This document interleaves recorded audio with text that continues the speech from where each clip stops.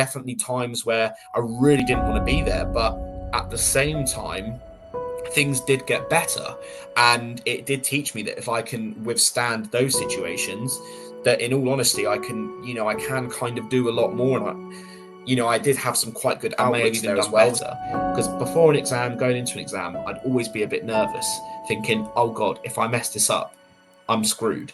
So I think coming up for you tonight is something a little bit special on today's show. It is my brother, the one and only Matthew. He will be here with you in a few seconds, but there is a disclaimer that I need to put in this video before we go any further. In this video, there is a lot of discussion about men's mental health, a lot of topics that are hard to understand, and some topics that are very closed and open. So if you would like to listen and go ahead with that, then please stick around, because there's a lot of hard topics. Also, as well, there is an issue with the internet. Somehow there's a lot of lagging. There is a lot of that you can hear him, but his face doesn't move, and then it does move to catch up, and it freezes and all that type of thing. But you can still hear the conversation in the background if you want to. It is still a very good interview as well that we had, and we then set each other, I set him some goals for when he comes back on the channel later on. So please make sure you stick around and enjoy the show. Make sure you hit the like, hit the subscribe, and stick around for more. Hello, ladies and gentlemen, and welcome to the very first episode of this brand new channel. Well, the first episode technically, because it's marked episode 1. Technically second episode, because the first episode was an introduction episode. Anyway, this is a first episode with a guest, and today I'm bringing along a special guest. In this very first episode, we're going to have a real conversation about what it takes care of yourselves and men for physical fitness, as this person does, and mental wellness as well, and everything in between. Today's guest is someone incredibly special to me, not just because he's family, but because he's part of my journey that I've been through. My younger brother is joining me today, and when I say younger, I mean 9 years? Yeah, it is exactly 9 years. It is 9 years. Okay, we can't hear shit you're saying now. So, there we go. That's fine. You might want to unplug those headphones because they're not working. Unplug them. Get rid of them. I still can't hear you. You might want to change your settings while I do the intro. But we've been through everything together, all through his childhood and everything. We're in a different. We always talk about this, but there's only 9 years, but 9 years tells a lot. But there's a lot of difference in influences as we were growing up, people that we were around, what we used to see on TV and stuff like that. Can you hear me? So we're going to be. Yeah, you're fine. Yeah, you're fine. I can hear you. Welcome to the very first professional interview. I've seen him from when he was born to where he is now, a big prick, and everywhere in between. But we're going to have a open conversation. As I said before, this channel is all about having men talk with openness. It doesn't have to be therapy. It doesn't have to be anything like that. All we're doing is opening the door of conversation. Now, if you don't know, which some of you may not know, and if you don't watch any of my other channels, is he is very well known in our family household for not talking whatsoever. So today, to get him on the very first episode is something special to myself, for him to agree to doing this, to sit down with me, even though he's fully not concentrating on what I'm saying and fully concentrating on the settings that he's pressing right now, because he has no clue what he's pressing, doing. But we are here. Are you ready to go?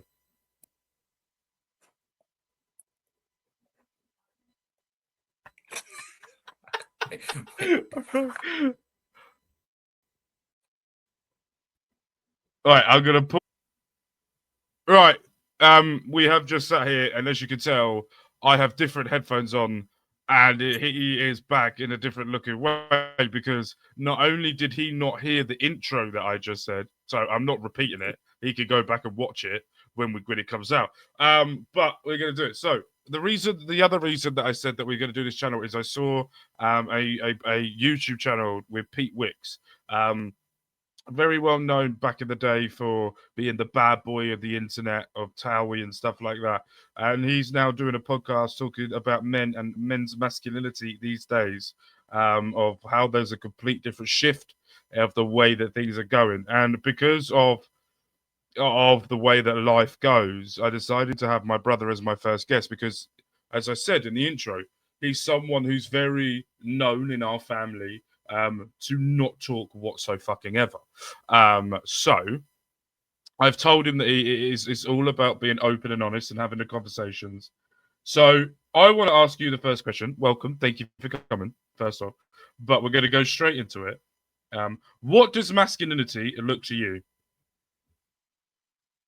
Oh, good question. I would say someone that can take care and provide for their family.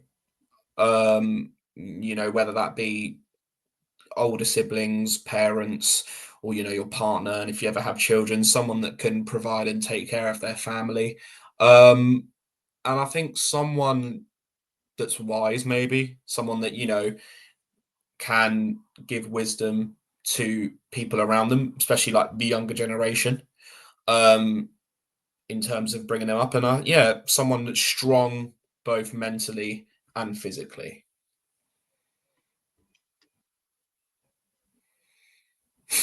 Okay, let's talk about younger generation and let's talk about younger you, shall we? Let's talk about you growing up. I know all of it, most of this stuff anyway. Yeah. But it'd be about you. What was it like for you? Let's go deep dive into this. So we're both without a father, basically. Mhm. Yours turns up when he wants. Mine doesn't. Mine doesn't turn up at all. And so for you, what was it like looking back on it now? Because I don't know whether you looked on it when you were younger, but if you did, what was it that if you look back on now and not having that father figure in your life, what did that affect you, or how do you think it affected, or what was your feeling around it, that type of thing? I think, obviously growing up, having you as an older brother in terms of having such a big age gap, obviously, I think it may have been necessarily harder for you because obviously I obviously know we have an older brother, but he was very much doing his own thing probably from quite early on, since he's a lot older than you. Well, not too much, but he is older than you. So I think maybe probably more difficult for yourself than myself, just because I always pretty much had you there up until I went to university. So it's a little bit different for me. I think, the only time I would say necessarily, I wouldn't say it affects when you're younger and you see, obviously, you've got friends who have, both parents. You see they've obviously got their mum and dad around. You sort of see a few things there where you're like, oh, it's sort of a shame that you don't necessarily have the same things. But I think, when I was still very grateful that I did have what I have. And that's me just being like brutally honest. I mean, obviously I know elements of my dad and I know him, and I'm, in all honesty, and not to be rude here, I'm not too fussed that he isn't around because, there's a lot of people out there that do have dads around who are arseholes, So I feel like it's one of them ones where I feel like I was lucky in that sense to have what I did have, obviously, with yourself and mum. I would say, if anything, it was probably a bit more challenging for yourself because I had you so much older than me to the point where, there was never even a time where we were in the same school together because we were that far apart. So it is probably a little bit easier for myself always having you around because obviously not in a rude way. You didn't go to university. You never moved away. So you were always here. So probably a bit different for myself. Maybe even a question you might be answered better than me. But obviously you see a few things with your friends and stuff, and you do sort of think, oh, it would be nice if you had those elements. But yeah, like I said, I always had elements that other people didn't have. So you can sort of look at it in both ways. Yeah, I think going back with what you said, it was very hard for me looking back on it before. Was I had no fucking clue what I was doing. That was the question. Was the issue was I had no fucking clue. See, if you guys don't know, I'll give you a little bit of a backstory. The reason why I didn't have no fucking clue is my father disappeared on me. Oh, fuck me. It wasn't disappearing. We fucked him off. I think that's probably the right word to say. I told him I never wanted to see him again. I think I was 11. It was around when England won the Rugby World Cup. Yeah, I can remember exactly the time it was. And he kept lying and kept doing stuff. And I said that was enough. I didn't want to see him anymore. But the issue is I don't remember. The only memories I have of him are ones where there's one time we were in his flat. I remember the flat. I remember the layout of the flat, and I must have been about 4 or 5, and there was a fire, and we had to leave the flat with firemen coming over. And there was another time when I told you this stuff's going to get personal, so it's going to get personal now, where he took me away from mum, but I didn't know he did. And he was meant to give me back, but never did. And there was a police that had to come through the door to grab me. They're the only 2 memories I have of him. There are pictures I've seen where I played football, but I don't ever remember him being there. So for me, like looking back on things now, I didn't have a fucking clue what a father was. I didn't know what a man was. That's why I'm doing this, to get different perspective of other people. But then looking back on the way that I was with you, I think I was shit in aspects because I went off of what was society saying that men had to be. And if we go back to that point, what we were saying was, and we're going to pick up on what you said at the beginning, the provider, someone that had to be stern, had to be the face. You had to earn the respect, that type of thing. And I feel like I was very, very harsh on you, very harsh. And I feel like looking back on it now, I go, the fuck was I sit there sometimes and go, the fuck was I doing? And I go, and then there's times when, because I have 2 kids, where if my daughter brings something, my wife will go, yeah, very good, wasn't it? And I go, yes. But then there's something inside of me that's going, but then there's always room. And I always said this to you, and I don't remember I was very tough on you. I was like, yeah, you did well, but you could have done better. And I used to say, right, now you're gonna have to go and concentrate on doing that better. If we look back on it now, be honest. Yeah, I Be will. very, very honest. If you look back on it now,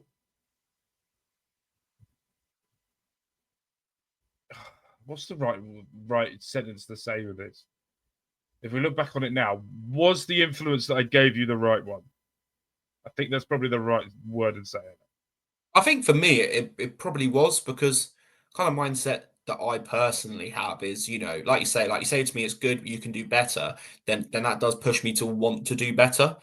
Now, I can also say that doesn't work for everyone, because everyone is different. So equally, it could have gone the complete other direction. So if I was a different person than I am now, and I didn't receive that well, I know that back then that wouldn't have your approach would never have changed, regardless of how I took it. So in another way, it could have gone really south, and I could have really disliked you for that. Luckily for you, that I did receive well, and it did actually push me to do better. So I'm grateful for the way you did that. However, equally, even if I didn't, let's say I didn't take that well, you wouldn't have changed, and that's probably an area you could have, because I don't think it's not like you tried to understood how I worked and did it. That was just you did it. Yeah, I didn't So really to think that, of. so it was just that Yeah, was just your approach, regardless of how I took it. That was your approach, and I would just have to deal with it.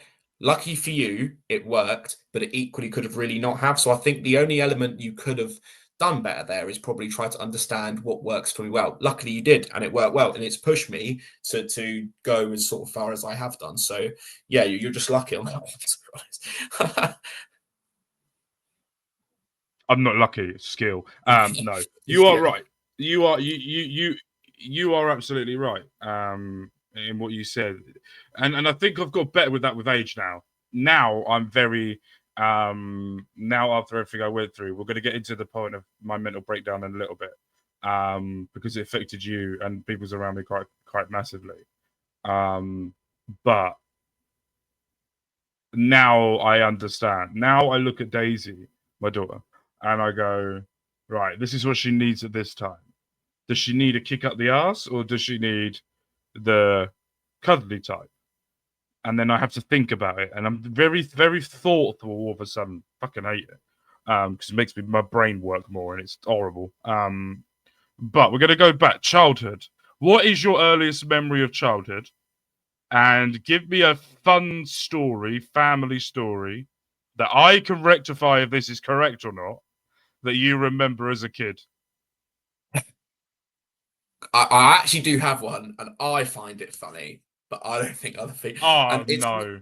I'm not going into my earliest memories, but probably one of the funniest ones that I remember was when we were on holiday with Nan and Grandad. We were in Turkey, and there was the door that goes round. But if you stop, the whole thing stops. Do you know what I'm on about? Mhm. The doors that turn round. Was this the one where you got stuck in the toilet? No, you'll Was get that there. was that the one that we got stuck in the toilet? Oh, okay. If you wait, and The I'll just set door. the Was scene. I thinking this one? You are the fault of this, and that's why it's even funnier. Oh shit! Oh shit! Just I remember which one remember it now. is. Yeah. Oh So no! we're in year 6. We're in Turkey, and our Nan was in a wheelchair majority of the time, and every time she had to get out, she'd have a walking stick, and there was this revolving door. Like I say, you'd go in one by one, but if you stopped, the whole thing stopped. And I remember I was in the middle. You were just in no, I was like at the back. You were just in front of me, and then our Nan was at the front. As she's about to basically get set free back to the comfort of her wheelchair, Mark just stops. And I just remember her waddling on the floor back and forth, and she couldn't get up. Now, it sounds horrible, and all of you at home are probably thinking, like, what the fuck? But it has to be one of my earliest, like, in terms of funniest memories from growing up. That is so up there. Because obviously we saw the funny side in it after, but I thought that was hilarious. Wasn't that the same holiday? Wasn't that the same What? holiday as well? Because if I remember correctly, Mum had to push her around in the wheelchair, and Mum put loads of bags on the back of the wheelchair, and then what she And did she was, fell out. she fell out of the wheelchair. That also made me laugh quite moronically as well. Yeah. But there was also that time I can't remember where we were. I want to say I can't remember exactly where we were, but there was this long hall. There used to be a gaming section in this hotel, and then there used to be a toilet right next to it. And what we didn't know at the time was that these toilets were a bit dodgy. When I say dodgy, not that sense. There were glory hole in them, but what I'm saying is it was very much of the locks would have a mind of its own, so it would stiffen if you locked it sometimes, and you just really hard to get out. So Matthew's gone into the toilet, and he was at the age where I used to have to go in there with him. I went in there with him, and we went in there together. And he went to the toilet, and I went to the toilet, and then I went, right, Matthew, unlock the door. Now, hold on, I'm pretty sure. In hindsight, go on. I'm pretty sure because you used to joke with me that the door wouldn't unlock. Yeah. Do you remember? Yeah, As a joke. Yeah. As a joke. Yeah, I remember this time you said it, and I said to you, "Yeah, stop being like a dick now." And you went, "No, I'm being serious. Hasn't unlocked." Yeah. And that was when the panics. I just did not. To this day, fucking hell, toilet doors still scare me. That's got some past trauma there. So this toilet door, hindsight is a great thing because I don't understand why I didn't throw you over because you were smaller and you were more agile. So I didn't understand why. So what I had to do was I had to climb on top. So you know in the cubicles you get there's like the cube thing. I used to have to crawl along the top, jump over the top and land down, run to reception, so my brother's locked into the toilet, run back. He's now crying in the toilet. Mum's now running back with us because I've had to go and grab Mum to tell her I've locked your son, my brother, in the toilet. We've then gone back into the toilets, and there's this. I can't remember. He was going, "Don't worry, child, I'll get you out," and then broke the lock, and we got him out. But that was another one that was interesting for you as well. But a scary one from holiday, and this actually I think is a bit before, and you might know about this one a bit more. This I only have a few memories of. We were on holiday with Nan and Grandad, and I remember I used to play my DS pretty religiously, and some guy, I don't know if you remember this, but some guy came over to me at the pool. He said to me, my son also has a DS, and he said to me, if you come with me to the beach, I'll take you to him. Now, I was really young at the time, and I actually said to him, I can't because my mum has said I need to tell my granddad. So I was like, I will meet you on, and he was pushing for me to just go with him. And I said, no, I will get my granddad and I will come straight away because I really wanted to play with someone. Because back in the day, playing with someone on DS, you had to be like, the DSs had to be like next to each other to connect to the DS to play two-player. next to them. like literally next to each other. And I remember I went to get Grandad, and he said, "Okay." Went to the beach, and yeah, the guy was nowhere to be seen, nowhere to be seen. So that's another one up there that like could have gone I so remember south. that because I went. You were I off remember because somewhere. I went off to kids club, and I got Yeah, back from something like kids that. club.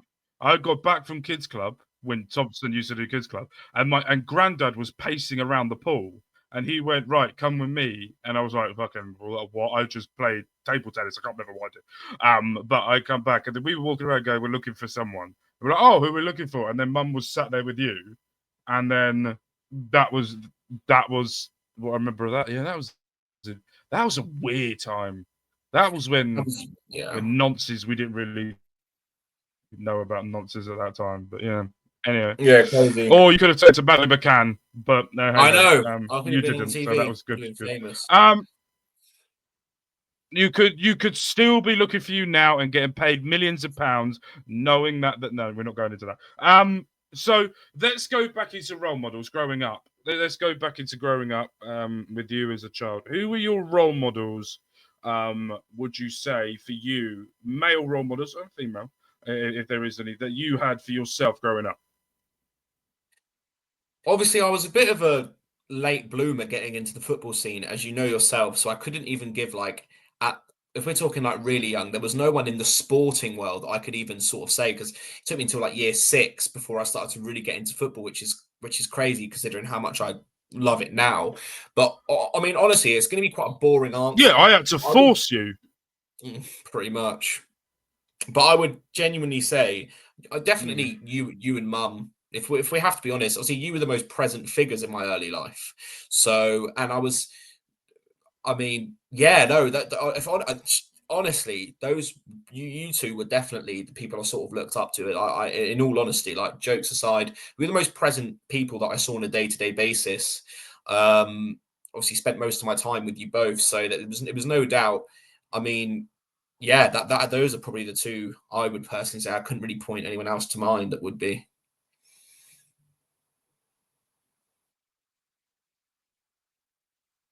Yeah, because talking of football, Matthew did not any sport, nothing.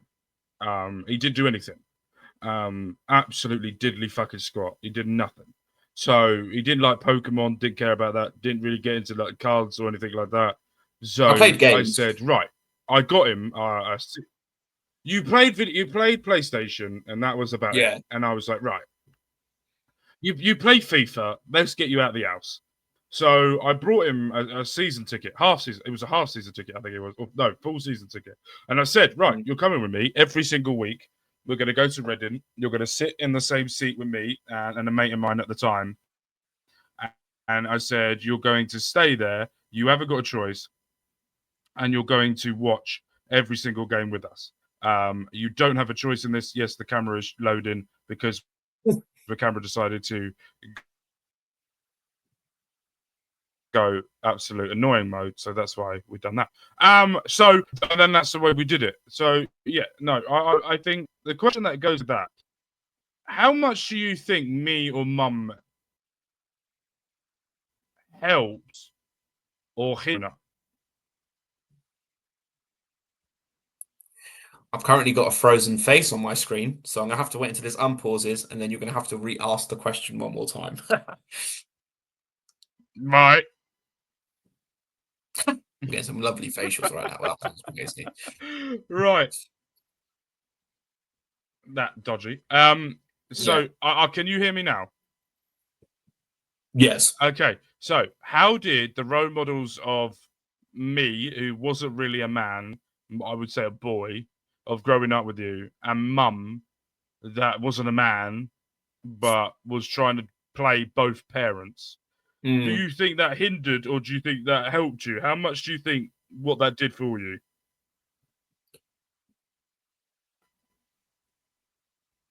I would say it helped me personally. I don't think it hindered me at all. Um, yeah, no, I mean, I can't really give you anything to say it held me back. You know, you guys were always there. You were consistent, and I think that's what's most important because you know no one's perfect. You know, as you get older as well, you know, you look at your parents and you realize that they're just people too, right? Doing this the first time, you know, we're all just people. It's our first time round. You know, it's one of them ones where you just appreciate, you know, what they have done for you. And like I said, I think the most important thing is consistency and care. And like I always felt like you cared for me, always felt like you guys loved me. And you know, up until I was in probably year seven, going into year eight, I had a very, very nice life. You know, lived in a nice house. I didn't know any different than you know seeing all the family. So up until that point, and even after that, you know, still, yeah, like I say, like always made sure that I was okay. You know, and yeah, I honestly cannot honestly say anything that hindered me, but you definitely did your best, and I think that's all that matters, doing your best and having a genuine care, and that's what you always did. Let's talk about. I can't even remember what year you were in. Um, Year eight probably what went a bit year? I can't even pear-shaped. remember when I went through it. Yeah, that I was think the that the year time when I went completely just doolally. the year we left Springdale was when things just went to shit, up until sixth form, really, in all honesty. Right. Yeah. Okay. So it was around then.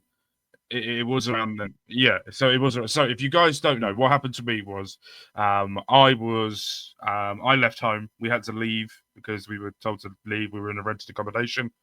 We were told to leave, and then me and my now wife,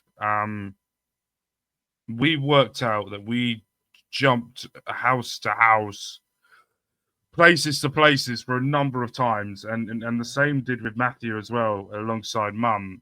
They would go to places, and then we got a one bed house at one point, and I was working at my wife's dad's pub. Was his pub, not his pub anymore now, but was his pub. And I was really ill. Like I had full on head cold. I was just I you know when you got a man cold so bad you think you're going to die. I was at that point, but I had to work because we needed money. And this person that was meant to turn up for their shift didn't turn up. And they were late and there was no apologies. And I went, oh, do you know what? Fuck this, I'm out. I quit the job and I got on the train. And then as soon as I stepped foot on that train, something changed in my brain that changed me forever. I got in through the front door, and I then remember I'm never leaving this front door again. Never left the house for months. I couldn't leave the house. Then it got really bad where I was in this routine. So I would get up at a certain time. You can adjust to this. I'll get up at a certain time. I would go downstairs. I would put Ghost Adventures on, and then watch some other comedy shows. Go and make food. Go back to the same channel again because there was another episode of Ghost Adventures, plus other stuff. And then I'll go make dinner, and I would then sit in the living room and wait for my wife to come home from work. What I didn't know at the time was how horrible I was. To anyone that come within a 10-foot barge pole with me. If you were near, you got abused. I still don't remember this, but I will also say it happened because I'm now looking back on it. I was. So, and there was a time where there was stuff going on with Mum, where she was staying somewhere, but Matthew couldn't stay there.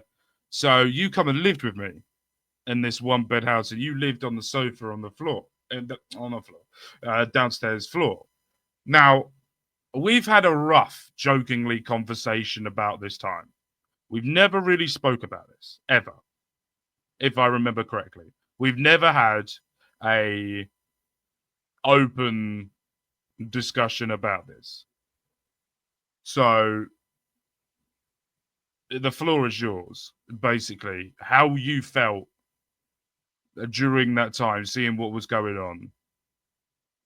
just I mean, be honest to shit.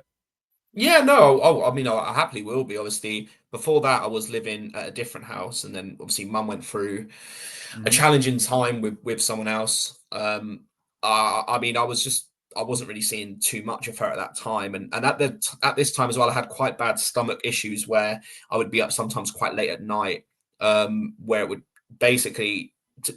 When I was on my own at these Mhm. points, it was rather difficult. Like obviously now it would be a lot different having done all that, but like at that age in year 9, it was kind of tough. So obviously Mark offered to take me in, went and lived with Mark and Lauren, and so that element there, obviously extremely grateful for that, because even though obviously it wasn't the nicest being there at times, it was still better than being on my own. So there was that element, and I think as much as it was it was a really shitty time, I think there's still sort of positive elements that I took out of that time. So number one, when you go through that shit experience, you're very grateful when things get on the up. Like the little things you start to appreciate a lot more. Like even having Wi-Fi. Like we had months of no Wi-Fi, and I remember, to be fair, and it was because of Mum we got Mm. Wi-Fi put in, and it wasn't the best. But after not having Wi-Fi for It months and was months on end, EE. it was EE, and it was I good remember enough to this. do the bare Yeah. minimum. And honestly, I've never been appreciative of something more. And you got to think Wi-Fi is very common in the area we live in. I know maybe not across the whole UK, but we live in this area here is very nice. To people I go to school with, to tell them I didn't have Wi-Fi would have been extremely strange, and it was extremely strange Yeah. to even say that.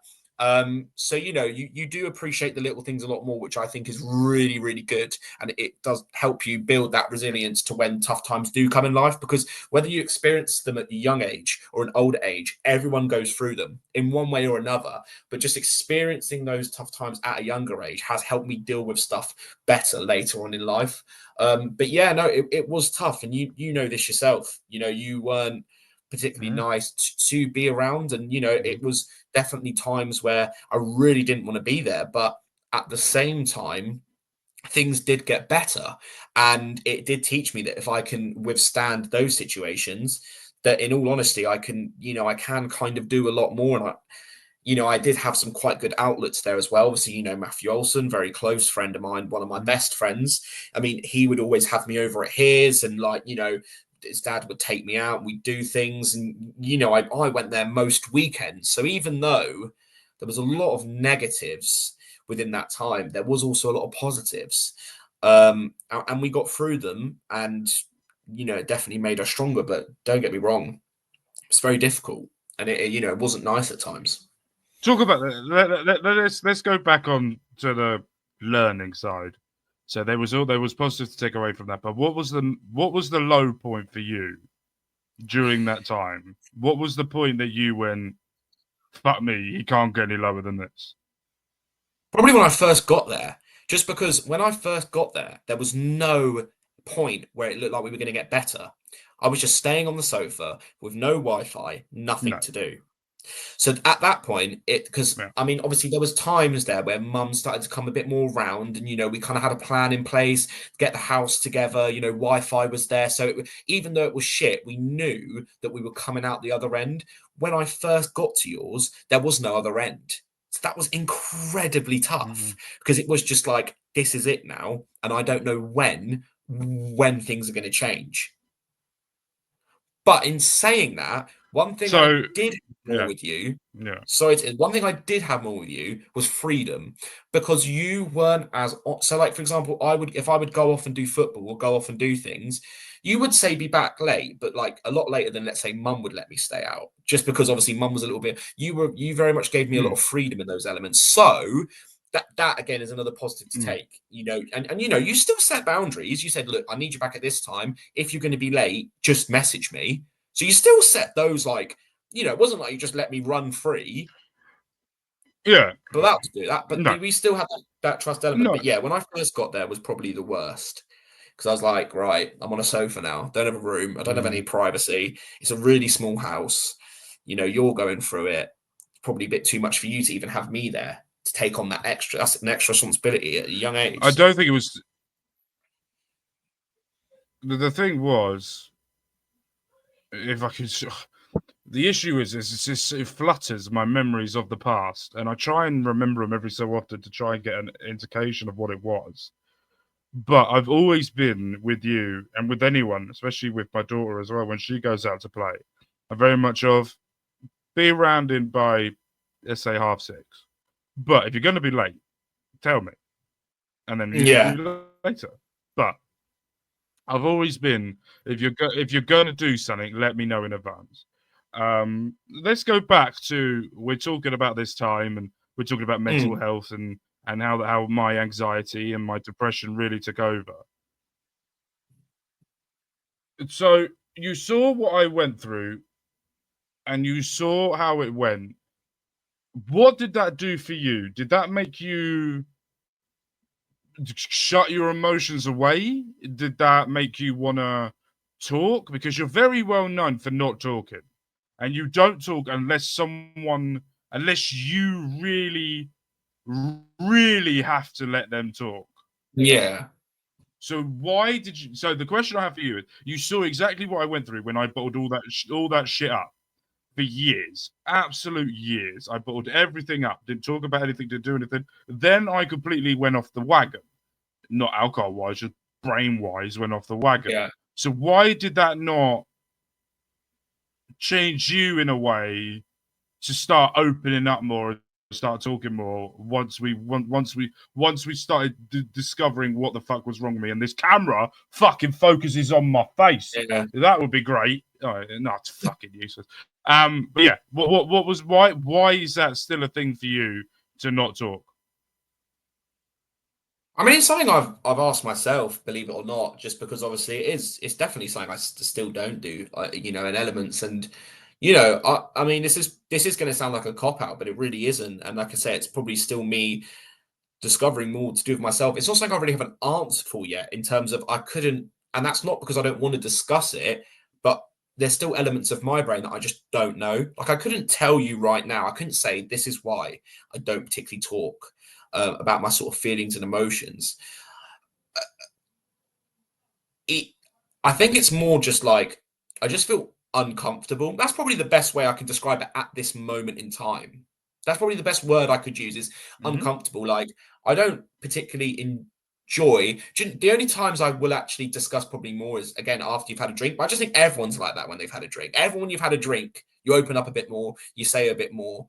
Well, I would say in most people I've interacted with, on a night out, oh, I love you, Yeah. mate. You get all that. Yeah. I just think that's, and I couldn't again answer why, but I just think like when I'm completely just myself on a day-to-day basis, unless like you say, I feel like I really have to and I can't hold it in any longer. I just feel uncomfortable discussing myself in Why? certain elements. That's what I'm saying. I couldn't give you an answer why. Okay, so is it something in society that's telling you that you can't talk? Is it something that you feel like you've grown up with? Because we know you're not, and I say this, I've said this a few times. You're very well known for not talking, but you're Yeah. not the only one. Because Mum does the same thing, where she's Mhm. now going through a phase in her life where she's struggling and she's trying to learn to open up and to Yeah. talk more and to get the feelings out as well. So you've had a parent and you've had a brother that goes Yeah. through it. Is this something you've gone through it at times as well? So is there something in your childhood that you would point back to and go, I've been told as a man not to talk? Is there something in society that you feel like you've watched or seen that they tell you is something like that? What do you, if I'm not saying give me the answer. What I'm saying is give me in your brain right now, what is Mm. your brain telling you why you don't want to talk? Hmm. Again, I think like whenever I would speak about myself, or if I ever go to speak about myself in terms of how I feel, I can sometimes just feel a sort of level of uncomfortableness. And I think it's like, when I was younger, for example, I had this thing called Jack. When we went through that rough period, I used to go once a week to this like these two people at school, Caravan. and we would Yep. speak like we would go an hour. They'd say it's just out of lesson time, but in reality, it's because obviously you had things going on at home, so you'd go there and you'd Yep. talk. But even then, I was smart enough to know that I can't talk about certain things to school because if I tell school certain things, that's going to have an effect to me. Because if I well and truly told my school what was actually going on at that time, there's no way they would have allowed me to live at home. I would never, No. and that's not even me saying that to say a sob story. That is facts. So do you? So, no. He is right in what he's saying. Completely correct in what he was saying. Do you think that because of that time that you couldn't talk about certain things, that's carried on? But and again, the only reason I'm even throwing that out there is because I couldn't even tell you anything else that would have attributed to it, apart from the fact that I've always been conscious about speaking about certain things, just because I know how things are viewed. And you know, I know there's a lot of judgmental people in society and on this planet. And I guess sometimes maybe, and that's again, I might be reaching far here because again, I still feel uncomfortable when discussing things with myself, and it's easier, and this I think is true. It's easier to just not speak about it, but that's not necessarily the best thing to do, and I also understand that. So I'm not naive. I'm not blinded. I know. You know. I know. I'm going to give you some advice. That's the worst thing you could do. Yeah. Is by not talking about it, because you saw what I went through, and with the amount of podcasts I watch, the amount of I'm going to give you why. Okay, I'm going to give you some statistics on men's mental health now. I was going to do it near the end, but I'm going to do it now. That men account for 75% of all suicides, making it the leading cause of death for men under 50.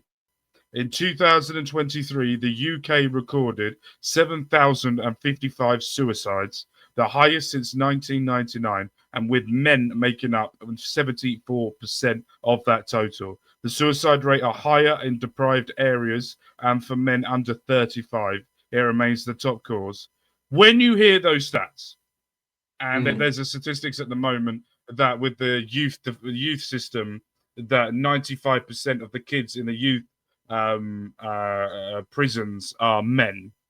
Yeah. So when you hear those statistics about, I'm not saying you've ever thought it before anyone says it. Yeah. I'm not saying that. What I'm saying is, if you don't talk, it can get in your brain. You overthink it. It gets worse, and it gets to a point where you go, I don't want to be thinking about this anymore. I don't want to hear about this. Let's get rid of it. I had that stage at one point, and I thought about it for about 5 seconds when I don't know if I should be around anymore because I feel like I'm a burden. And I told my wife, I told my mum, and I went straight to therapy. And that was within, I rung them that day and said that was the issue. So for you, when you hear those stats, does that make you want to go,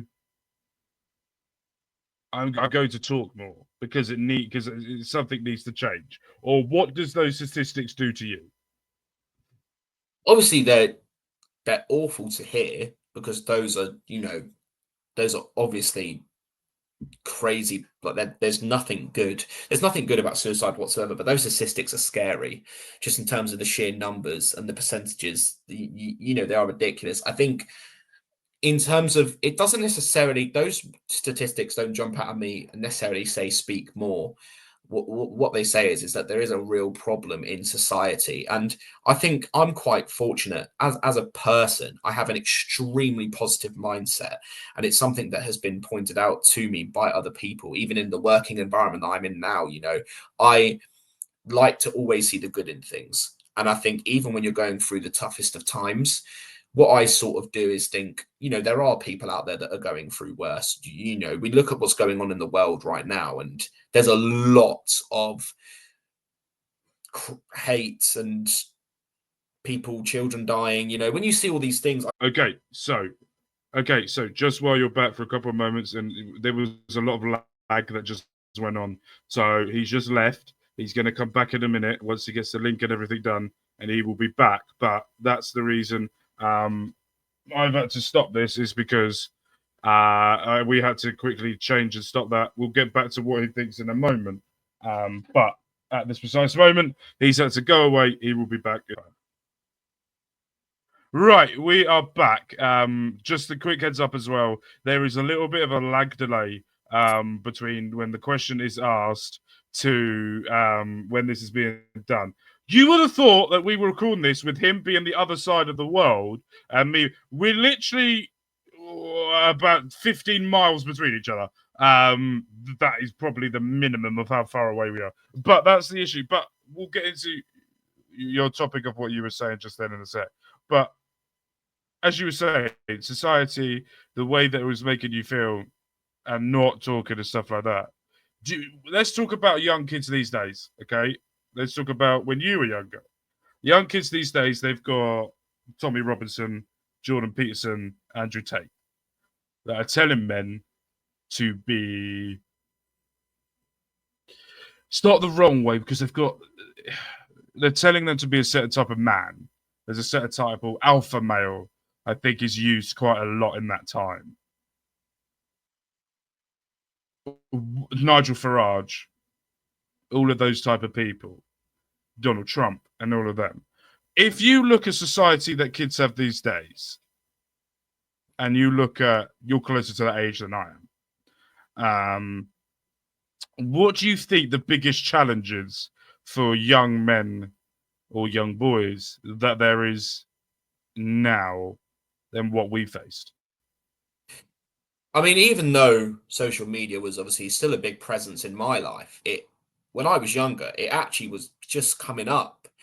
Social media is such a strong presence today.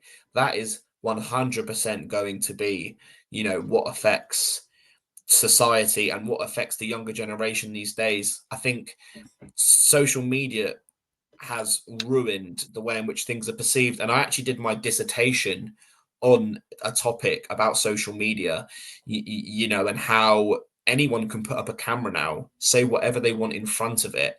And if it gets millions of views and millions of likes, or thousands of likes, even, people are going to believe it. No, but I'm saying there's definitely damaging content out there. Your content isn't damaging. It's sports, it's informative, it's fun, but not everyone's doing that type of content. I think what is the real problem today is the attention that we give the wrong type of content. And that's where I start to blame the people that are watching all of these people you've mentioned. They're liking, they're reposting, they're viewing it, even if they're viewing it to give hate to it, even if they want to make a video saying how bad it is, that attention goes somewhere. That attention increases the amount of people it reaches. All of these outlooks that people deem to be, and a lot of it is just to get views and money. That's why they say such controversial things, because they understand that you don't give a lot of attention to good things, good content. That doesn't get a lot of attention. What gets a lot of attention is controversial content, and that's how people make money. And because of the way prices are rising, with the government putting up taxes, putting up the price of absolutely everything, people are willing to do whatever they can to get money. And the downfall effect that will have on the younger generations could be quite damaging. But unfortunately, it's a force to be reckoned with. And I don't think there's anything that we can do to actually stop it. That's the problem. So, we, if you know, me and my brother, we're going to move on to the next part, and then we're going to talk about sport. And he was very much he didn't like sport, hated sport. I got him into football, and then all of a sudden he went to uni doing a course about football, learning about football, and doing all of those type of things. Well, there's been a lot of, and as you guys can tell, if you know who I am a massive Reading fan, and we are Reading fans. I've got a season ticket. He's getting one. He hasn't got a choice in that, but he's going to get a season ticket.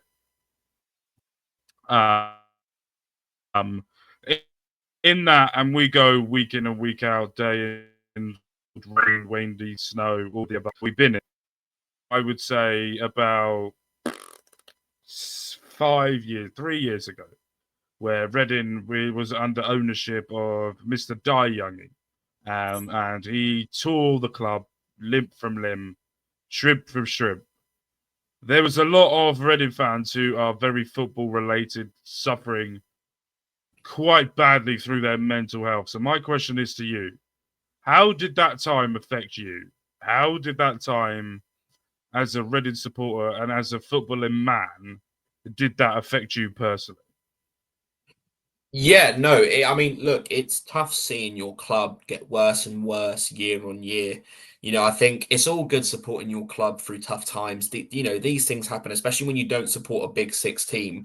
But to see the way that he was dismantling the club, and to see the fact that the EFL allowed this to happen, even though the Premier League had rejected his takeover of Hull, and then for the same people that allowed it to happen are the same people that are punishing us. I am very much a person that doesn't like anything that's unjust or unfair. And that to me was extremely unjust and extremely unfair. And I think my whole life is football now. I don't play much PlayStation. When I do, it's FIFA. When I'm watching TikToks, it's football TikToks. When I'm on social media, it's football. If there's any football on, I tune into it. Like, every single day I will consume a part of football, and I absolutely idolize the club I support. I've been home, I've been away. I didn't go as much as I liked at uni, but I watched them every single week consistently. And for something that's such a big part of my life, and to see the way he basically ruined that part of my life, to see us get relegated to League One, and to see the club may not even exist anymore, it massively affected. I did feel incredibly down about it, and it did affect my mood. I mean, to think that I wouldn't have even had a club to support anymore, because when you truly love and support a team, you can never support another team. You can like another team. It's all good saying I like this team, but if you truly love and support a club, unless they make a whole new club from that club, I would have never have supported a club again. And I think that's incredibly tough. Not having that. I can say I like Arsenal because my mum's an Arsenal fan. If I see Arsenal win, I'm like, yay. But when I see Reading win, it fills me with genuine happiness. When a goal goes in, it genuinely makes me happy. Like, it releases an emotion that I do feel happy. And just to think that I would never have that opportunity again was actually quite sad.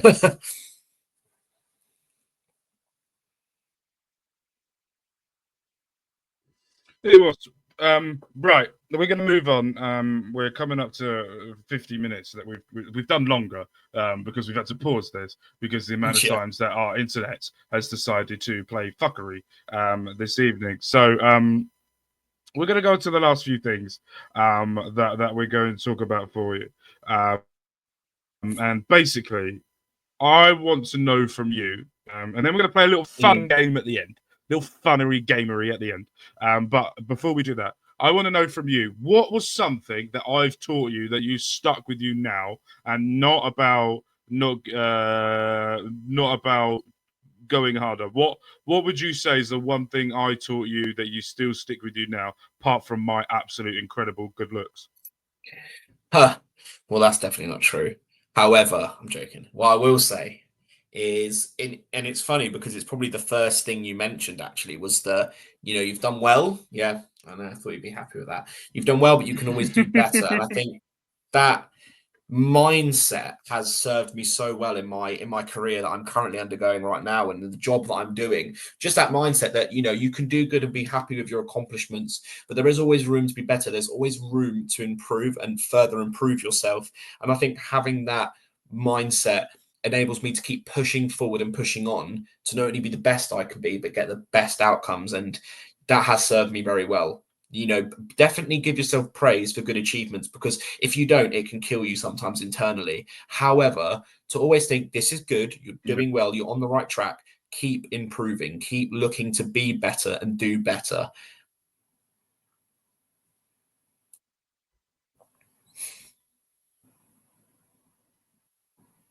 Perfect. Next up, if you could give your younger person, you could go back in time and you could give your younger self one piece of advice that is coming up in the future, what would you give it and why?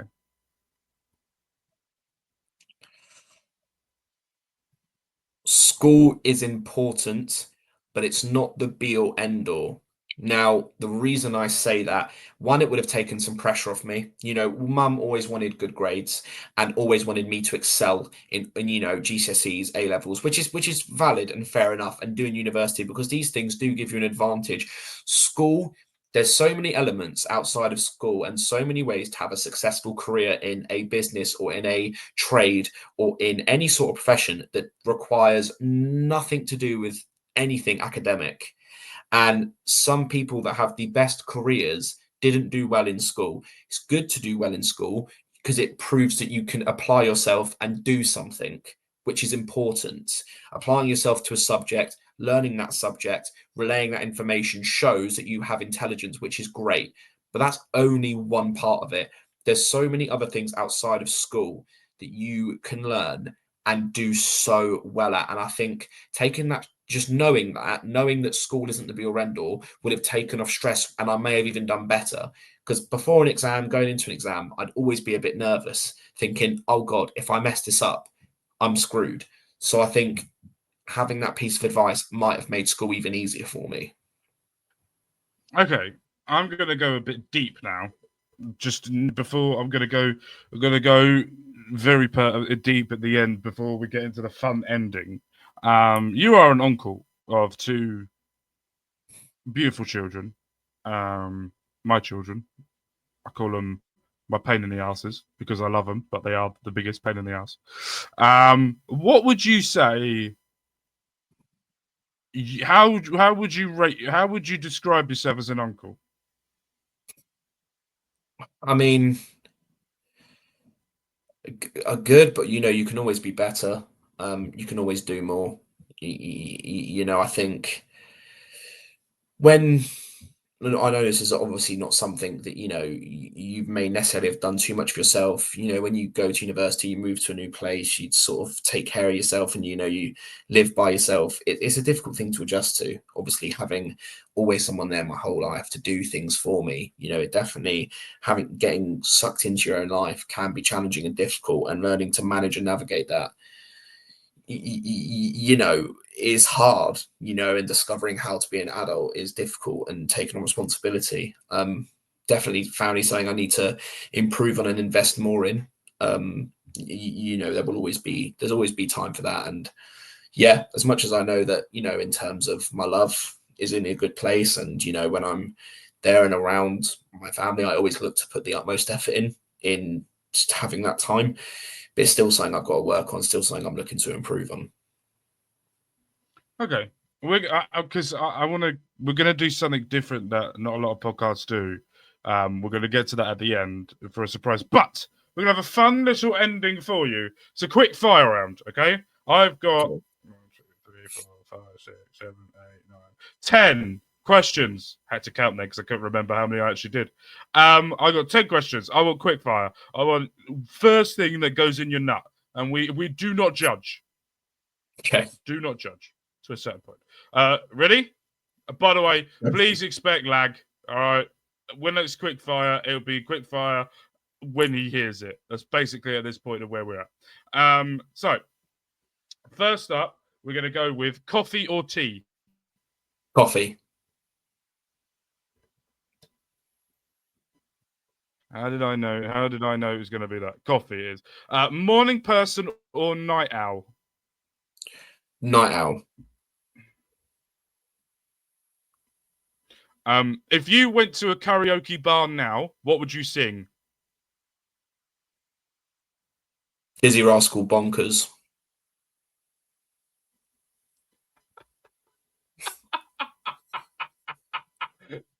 Did not expect that. If you were a superhero, what would your power be? Super strength. Oh, you boring bastard. What's your zombie apocalypse survival plan? Stay inside, hope not to get bitten, and probably starve out and die. Peaceful way to go. If they're like the World War Z zombies, we're dead. Like, there's no one surviving that. No one is surviving that. So I'd just rather stay inside and not get eaten alive. I will also say I didn't write all of these questions. I did copy and paste some of these from the internet. The zombie apocalypse one, I did realize I actually left that one in. I thought I deleted that one. That's staying in because it's so stupid. Next up, if you could buy or could only eat one meal for the rest of your life, what would it be? But a burger and chips. with some chicken on the side. Favorite Oh, leave the fucking chicken off it, you twat. Chicken strips. Favorite childhood TV show.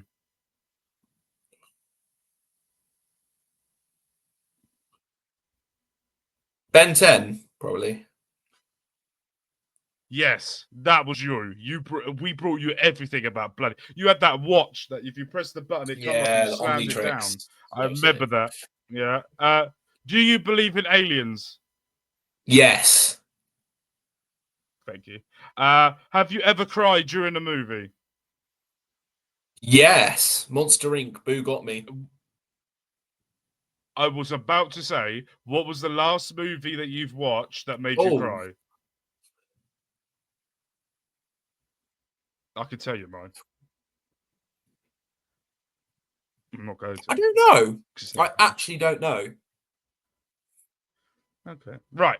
So, on these podcasts, you normally get the guests on once, and then you may never see them again on that show.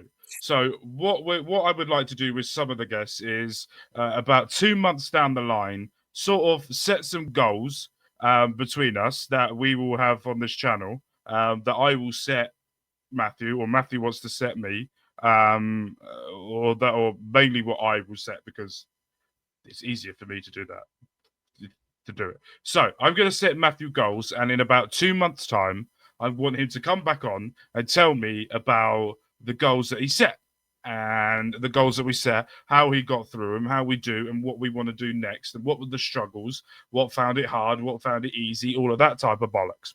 So, are you okay with doing this? Not that you have a choice because you're my brother and I'll drag you on anyway, but are you okay with doing it? Yeah. See, I haven't got a fucking choice, that's why. So, in a couple of months' time, probably at the end of September, we'll come back to this, but I want to set you a few goals, okay? The first goal I want to set you is be more present. I want you to be more present. I want you to be more present. I don't care about what's going on around you. I want you to be more present. I want to see you. I want to see you in this house when mum comes over. I want you to take your time out of your day to come and do something over here with us, and do it that way. I also want to set you another goal, and that is I want you to buy yourself a journal. What I want you to do is, in that journal, no one has to know about what you've written in this journal until you're ready to talk about it in the journal, okay? I want you to buy yourself a journal. I want you to buy yourself a diary, whatever you want to call it. I want you to buy it today, tomorrow, whenever you get paid, as soon as you can. And in this journal, what I want you to do is every night before you go to bed, or you're having a shit at night, I want you to take that journal with you into the toilet, and I want you to sit down and I want you to write about your day, how your day went, what your highs were of that, what your lows were of that, and what you're going to do differently the next day. And then I want you to read what you did the day before the next day. Did I do what I said?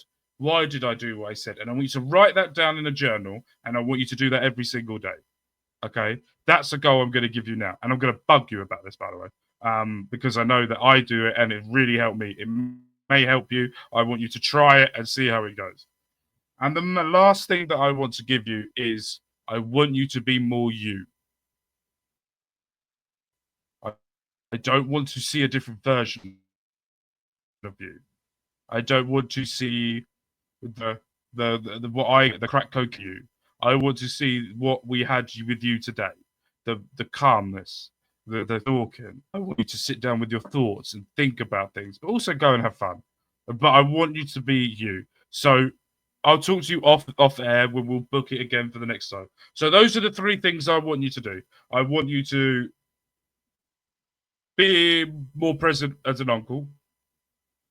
I want you to get yourself a journal. I don't care what journal it is. Get yourself a journal, and I want you to start writing in that every single day. And I want you to write in that, give yourself goals the next day. And then finally, I want you to relax more and be more you. How does that sound for you? Yeah, sounds good.